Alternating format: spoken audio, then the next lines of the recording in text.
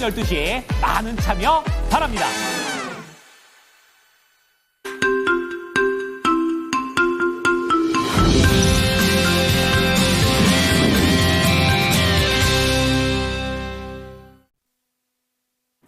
안녕하십니까, 모닝쇼 이건입니다. 뉴욕 증시 어제와 비슷하게 다우지수만 약세를 보이면서 이 거래일째 나스닥 지수와 S&P 500 지수는 상승하는 거래를 마쳤습니다. 이날은 관세와 관련된 큰 이슈보다는 중간적인 이슈들이 나오게 되면서 어제의 호재가 오늘까지도 이어지는 분위기로 나와주고 있는데요. 오늘도 AI 반도체는 강하게 달려가게 되면서 어제의 흐름을 이어가는 특징 흐름을 보였습니다.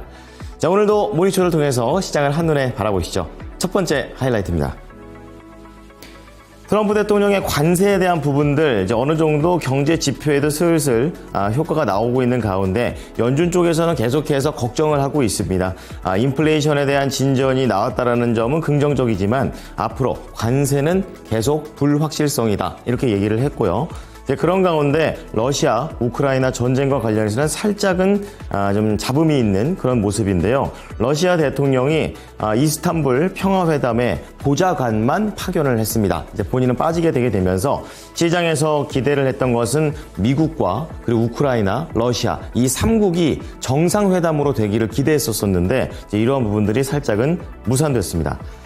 그런 가운데 국제유가는 계속 너를 띄고 있는 그런 모습인데요. 원유 재고가 급증하게 되면서 닷새 만에 하락 전환을 했습니다. 특징주 체크해 보겠습니다. 첫 번째로 제약주입니다. 어제하고 비슷한 흐름을 이어가게 되면서 다우지수의 발목을 붙잡았는데요. 어제 한번 그런 일이 있었던 이후에 이제는 유나이티드 헬스케어에 대한 쇼크는 약간은 많이 줄어든 모습입니다. 다우지수가 이러한 영향을 받으면서 0.2% 하락 정도로 거래를 마쳤고요. 그런 가운데 AI 반도체와 관련된 긍정적인 모멘텀은 제약주들보다는 훨씬 좋게 강하게 발현이 되는 모습이었습니다. 그런 가운데 테슬라 쪽과 관련해서는 일론 머스크 CEO의 또 다른 리스크와 관련해 임금과 관련해 해결되는 분위기를 보여주고 있고요. 그런 가운데 슈퍼 마이크로 컴퓨터는 장기적인 성장 동력을 얻었다라는 그런 평가 속에서 이날 좋은 흐름을 보였습니다. 오른쪽으로 넘어와 보시면 오늘 뉴스 준비가 되어 있는데요. 첫 번째는 루머입니다. 유상증자, 루닛이 할 것인가 말 것인가.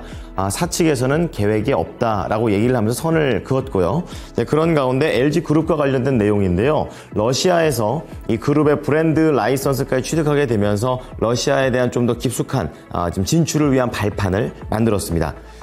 그런 가운데 방산과 관련해서도 고고도 유도탄 관련과 해가지고 새로운 국내화, 내재화에 대한 그런 개발 모멘텀들이 이어져 갔습니다. 밑으로 내려보시면 오늘 리포트 준비가 되어 있는데요. 앞서 뉴스에서 나왔었던 LIG 넥슨과 관련해서 조금 더 자세하게 증권가에서도 집중하고 있습니다. 목표 주가 올려 잡았으니까 좀 긍정적으로 내다보는 가운데 앞으로의 구조적인 개선이 나오게 되면 리레이팅도 가능하다는 관점입니다.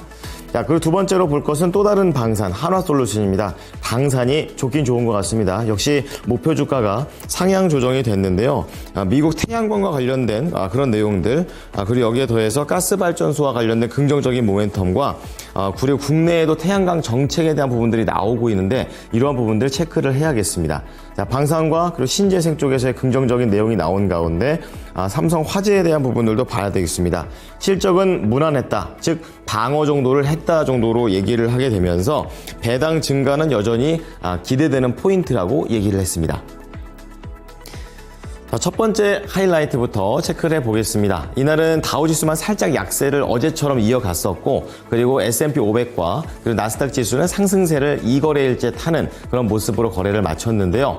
우선은 관세와 관련해서 연준 쪽에서는 계속 우려를 표명하고 있습니다. 필립 제퍼슨 미 연준 부의장은 현지 시간으로 14일 4월 CPI가 전망치보다 낮은 오름세를 보였지만 앞으로 인플레이션 경로에 대해서는 불확실성이 여전히 크다라고 강조했습니다. 그러면서 관세가 지속적인 인플레이션 압력으로 작용할지는 무역 정책의 방식과 그리고 소비자 가격으로의 전가, 그리고 공급망의 반응, 그리고 경제 전반의 성과에 달려있다라고 조건을 내달았습니다. 그리고 노동시장에 대해서는 견고하다라고 얘기를 하게 되면서 첫 3개월 동안 경제 성장률이 다소 위축된 것은 수입 데이터의 왜곡으로 인해서 실제 경기 둔화가 과장된 것으로 보였다라고 언급했습니다. 그리고 이 제퍼슨 부의장 말고도 연준의 대다수 위원들은 금리를 당분간 동결하고 무역 협상 상황을 지켜보는 게 바람직하다라고 판단했습니다. 자, 다음은 러시아 우크라이나 전쟁과 관련된 그런 내용이 되겠는데요. 이 푸틴 대통령이 현지 시간으로 15일 튀르키예 이스탄불에서 열리는 러시아 우크라이나 평화협상에 직접 참여하지 않을 전망입니다. 크렘린궁에 따르면 푸틴 대통령이 보좌관을 단장으로 하는 대표단을 협상에 파견하는 대통령령에 서명했다고 홈페이지에 공식 발표했고요. 푸틴 대통령의 이름은 협상자 명단에 없었습니다. 자, 이렇게 되면서 러시아, 우크라이나의 이스탄불 정상회담은 불발될 전망이고요. 이제 앞서 우크라이나 대통령이 푸틴 대통령을 튀르키예에서 기다리겠다라고 얘기했지만 그 역제안 자체가 지금은 무산됐습니다. 자, 마지막 헤드라인 국제 유가입니다.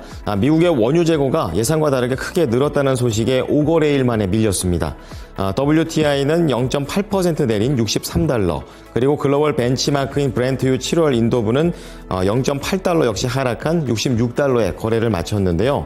미국의 에너지 정보청은 지난 9일로 끝난 미국의 원유 재고가 전주 대비 345만 배럴 증가했다고 발표했습니다. 시장에서는 200만 배럴 정도만 줄었을 것으로 예상을 했지만 완전히 반대의 결과가 나왔고, 이러한 증가폭은 지난 3월 넷째 주 이후에 가장 컸습니다. 자, 이날 시장에서는 강력한 이슈가 없었던 가운데 지난 종목들의 흐름도 어제와 비슷한 흐름을 보여줬었는데요.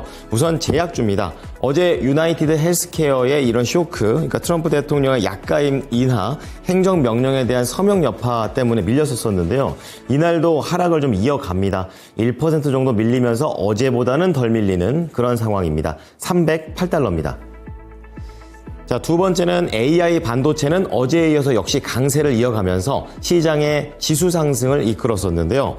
어제 사우디 휴메인이라는 그런 기업과 지금 엔비디아가 인공지능 모델 개발이라든지 그리고 데이터 센터 이것과 관련된 구체적인 호재가 나와줬습니다. 여기에다가 간밤에는 뱅크 오브 아메리카가 엔비디아에 대한 목표 주가도 상향 조정하게 되면서 강했습니다. 4.1% 오른 135달러입니다. 자, 다음은 테슬라 보겠습니다. 이날은 테슬라를 포함해서 대부분의 전기차가 좀 강세 흐름을 보여줬었고요. 그런 가운데 테슬라 개별적으로 테슬라 쪽의 이사회가 일론 머스크 CEO의 새로운 급여안을 모색한다라는 그런 내용이 나면서 그동안 문제가 됐었던 임금과 관련된 문제가 해결될 것으로 전망됐습니다. 자, 이렇게 되면서 테슬라 긍정적인 상승세를 보였고요. 4% 오르면서 종가를 형성했습니다. 자, 마지막으로 슈퍼 마이크로 컴퓨터 보겠습니다. 강했습니다. 이 레이먼드 제임스가 인공지능 프로젝트가 장기적인 성장 동력이 될 것이다라고 평가를 하게 되면서 투자 의견을 아웃퍼폼, 그러니까 시장의 수익보다 좀 더 높게 나올 수 있다라고 상향 조정했습니다. 자, 이렇게 되면서 슈퍼 마이크로 컴퓨터는 15%나 급등하면서 45달러에 딱 안착을 했습니다.